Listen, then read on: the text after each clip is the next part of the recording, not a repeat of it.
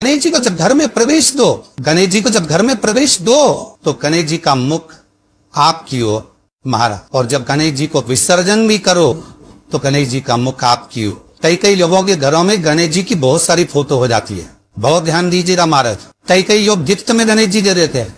शास्त्र कहता है जिसने अपने जीवन काल में, आपको पहले की कथा में कहा था, एक आंवले का वृक्ष, एक गणेश जी की मूर्ति, आंवले का वृक्ष, गणेश की मूर्ति, ये दो चीजें एक ऐसी है जिसको एक वो क्या बोलते हैं उसको, एक कुबेर का स्टेचू भी आता है जिसको कंधे पे पोटली रखी हुई स्टेचू आता है, गंज बाबा रहे सो क्या बोलते हैं, हम लोग कहते कुबेर स्टेचू बोलते हैं।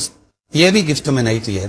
यदि गणेश की मूर्ति, गणेश की प्रतिमा, गणेश का फोटो हम किसी को गिफ्ट में दे देते हैं तो हमारे घर की संपदा उस तारीख को लिखकर रखना, उसके बाद में धीरे धीरे छिन्न होने लगती है, संपदा टिकती नहीं है। 1 रुपया कमाओगे 100 रुपया खर्च है।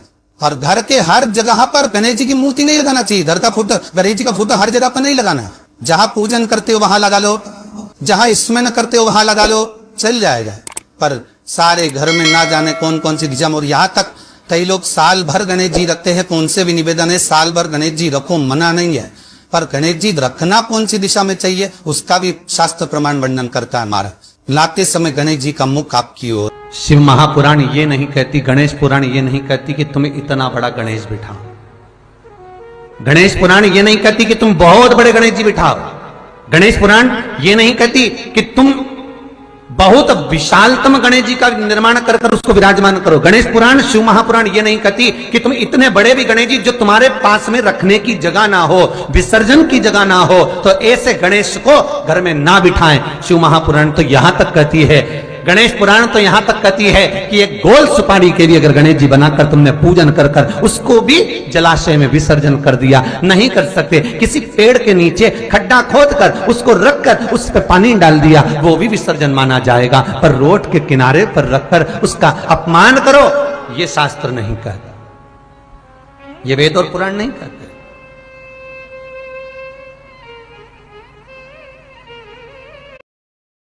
कहीं भगवान गणेश जी को ऑटो पर बिठा रहे हो, उनकी मूर्ति बनाने वाला मूर्ति बनाता है तो कहीं ऑटो पर बना रहा है, कहीं मोटरसाइकिल पर बना रहा है, कहीं भगवान गणेश जी बुलेट चला रहे हैं। यह भगवान का अपमान है, ये भगवान का अपमान कि जिसके घर में भगवान गणेश की नृत्य की मूर्ति लगी रहती है, उस घर में जितने भी परिवार के लोग रहते हैं वो कहीं ना कहीं 24 घंटे काम में लगे रहते हैं, पर उनको शांति रत्ती भर की नहीं मिलती है। यहां तक का व्याख्यान शिव महापुराण करती है महाराज।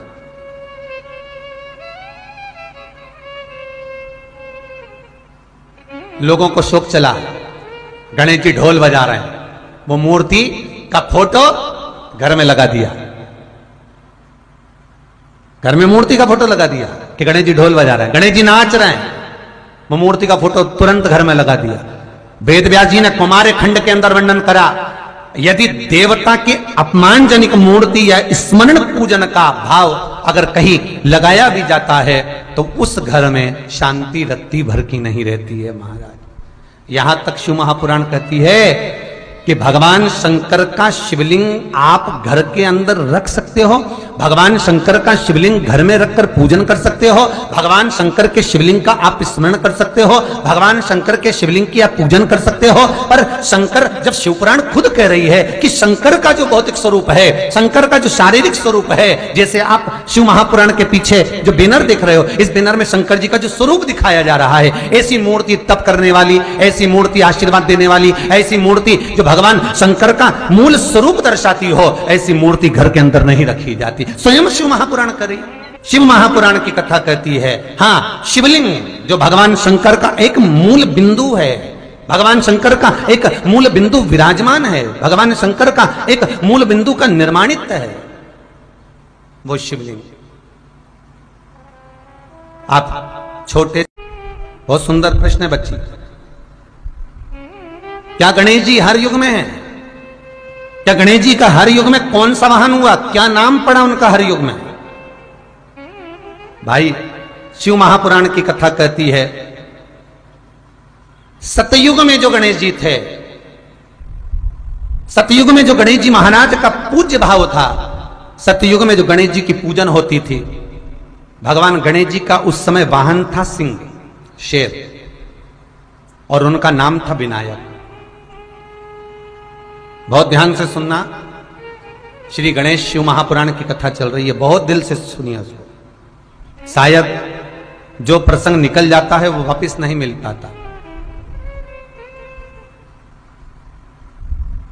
सतयुग में जो गणेश जी महाराज का पूजन किया गया, सतयुग में जो गणेश जी महाराज प्रकट हुए, सतयुग में जो गणेश जी का स्मरण करा गया, उनका वाहन है सिंह। शेर पर श्री गणेश जी महाराज बैठते थे महाराज, और उनका नाम है विनायक।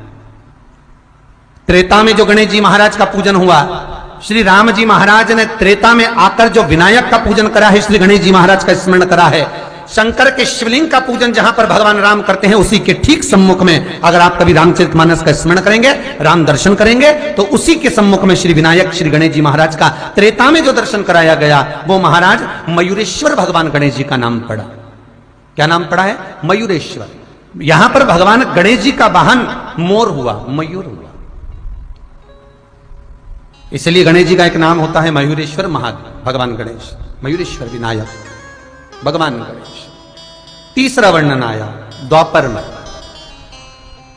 द्वापर में भगवान श्री गणेश जी का नाम गजानंद हुआ और इनका वाहन चूहा हुआ। श्री गणेश जी महाराज का नाम गजानन, द्वापर में उसको गजानन कहा गया। भगवान कृष्ण जब द्वारका में प्रवेश करते हैं, भगवान कृष्ण जब द्वारका में जाते हैं, आप सबने कथा सुनी होगी, आप सभी ने स्मरण किया होगा कि जिस द्वारका में भगवान कृष्ण विराजमान होते हैं, ये द्वारका मेरे कृष्ण की नहीं थी। जिस द्वारका में भगवान कृष्ण विराजमान हो रहे हैं, ये द्वारका मेरे कृष्ण की नहीं है, ये राजा अनर्थ की है। की आकृति बहुत छोटी होती चली जाएगी, तब भगवान श्री गणेश जी महाराज स्वयं ध्रुमकेश होकर घोड़े पर विराजमान हो जाए। शिव गणेश कार्तिकेय का जो नाम कीर्तन है, नाम जाप है, वो जीवन का सुख देने वाला, जीवन का सुख। तो प्रश्न करने वाले ने गलत प्रश्न नहीं किया है, बिल्कुल सत्य प्रश्न है। और फिर निवेदन करूंगा, 33 कोटि देवता हमारे सम्मुख में विराजमान है, ये हमारे ऊपर है, हम किसको भजें, हम और या इसका छोटे से गाँव, हे कृष्ण गिरधर गोपाला, हे कृष्ण हे कन्हैया। मेरे परिवार 2000 10,000 20,000 जो रुपए आपने मंदिर में निर्माण में लगा दिए, वो मंदिर अजर और अमर हो गया। हम भी चले गए, तुम भी चले गए, पर एक लोटा पानी अगर कोई शंकर पर चढ़ाएगा, एक लोटा पानी अगर शिव को कोई समर्पित करेगा, तो उस जल चढ़ाए हुए एक लोटा पानी का एक अंश जो तुमने 1000-2000 रुपए लगाकर मंदिर का निर्माण करवाया है, उसका अंश तुम्हारे खाते में जरूर पहुंचेगा। ये पक्का है महाराज, ये पक्का। गणपति बप्पा मोरया कैसे हुए, वो कथा बहुत ध्यान से सुनना। किसी नाम के आगे किसी संत का नाम कैसे जुड़ा भगवान के साथ, वो देखिए।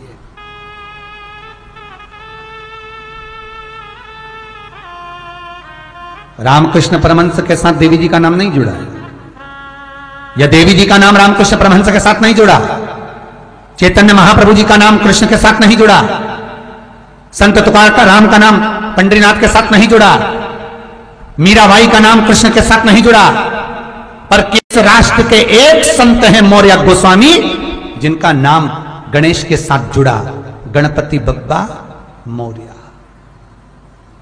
एक संत मौर्य गोस्वामी। गण अधिपति गणेश का जन्म क्यों हुआ, किस लिए हुआ? गणाधिपति गणेश का जन्म हुआ किस लिए, इनके जन्म का कारण क्या है? बच्चे पूछेंगे, मम्मी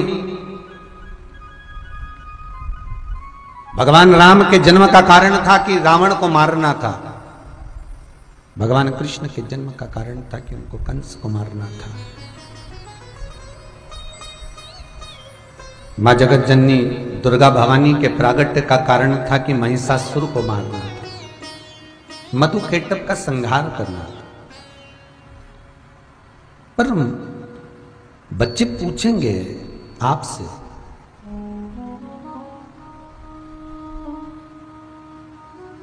भगवान विष्णु का जन्म इसलिए हुआ, प्रागट्य इसलिए हुआ क्योंकि सृष्टि का प्रकरण बढ़वाना था। आज्ञा विष्णु की थी, ब्रह्मा से कहा, ब्रह्मा ने चलवाया। भगवान शिव का प्रागट्य इसलिए है क्योंकि जन्म संहार भी करना है और संहारना भी है। भगवान दत्त का प्रागट्य इसलिए हुआ कि उनको गुरुओं का व्याख्यान वर्णन आगे बढ़ा।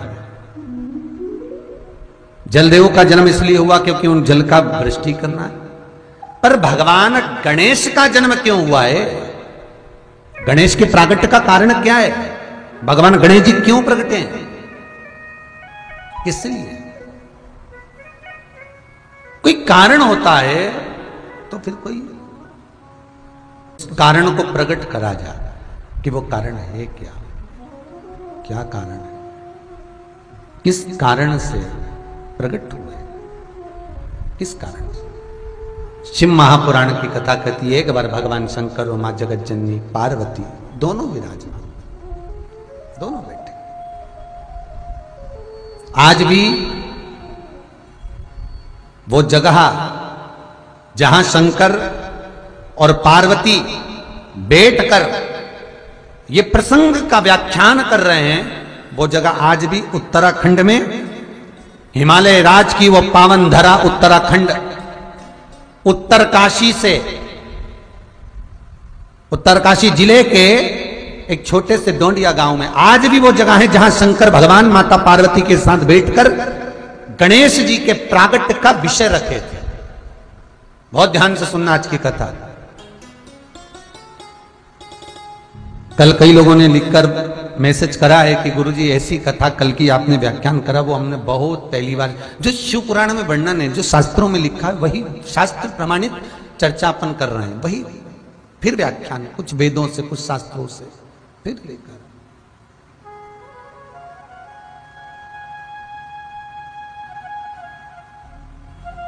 कभी उत्तरकाशी जाएं तो वहां जाकर पूछना कि जहां गणेश जी का माथा कटा था, सिर कटा था, हमें वहां जाना है। इतनी सुंदर जगह। और आप मान लो नहीं जा पाए तो मेरा तो निवेदन है, कभी मौका मिले तो पुराणों में, शास्त्रों में उसको छानना, निकालना। शास्त्र पुराण में नहीं ढूंढ सकते तो मोबाइल पर ढूंढ लेना, यूट्यूब पे, उस पे ढूंढ लेना, गूगल आदि पे, जिस पे आप ढूंढ सकते उस पे ढूंढ लेना। शास्त्र प्रमाण नहीं निकाल सकते तो उसमें निकालना जहां गणेश जी का मस्तक कटा। इतनी सुंदर, इतनी रमणीय, इतनी आनंदित भूमि, इतनी सुख देने वाली, जहां शिव और पार्वती विराजमान है। उत्तरकाशी क्यों कहते हैं इसको उत्तरकाशी? उत्तराखंड में जो बसी है काशी, इसको उत्तरकाशी क्यों कहा गया? क्योंकि ये गंगा, यमुना और पार्वती, इन तीन नदियों का मायका है उत्तरकाशी।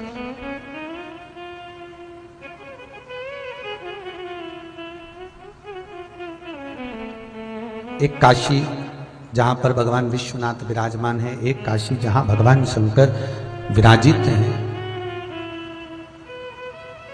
उस काशी में तो केवल गंगा है, वहां शिव भी है, गंगा भी है।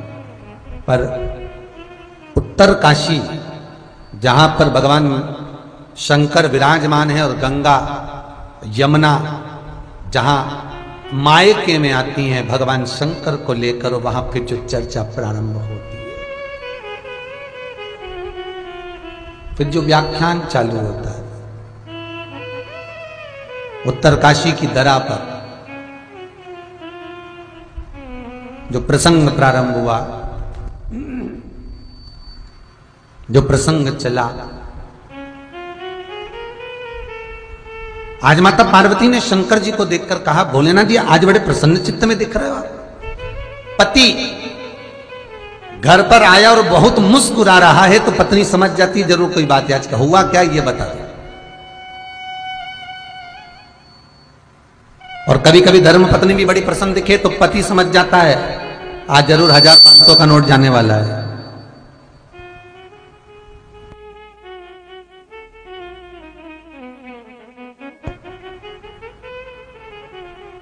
केवल एक वर चाहिए। शंकर जी बोले बोलो क्या चाहिए? पार्वती कहती है बालक को प्रकट मैं करूंगी, मेरा बालक जगत में विघ्न डालेगा इन राक्षसों के कार्य में, पर उसका नाम बिगड़ना नहीं चाहिए, जगत में वो पूजा जाए, क्योंकि मैं जन्म दे रही हूं उसको, मैं प्रकट कर रही हूं उसको। नहीं तो दुनिया के लोग कहें बताओ माता पार्वती के तन से जो बालक प्रकट हुआ था वो विघ्न डालने वाला, लोग उसको पूछे ही ना।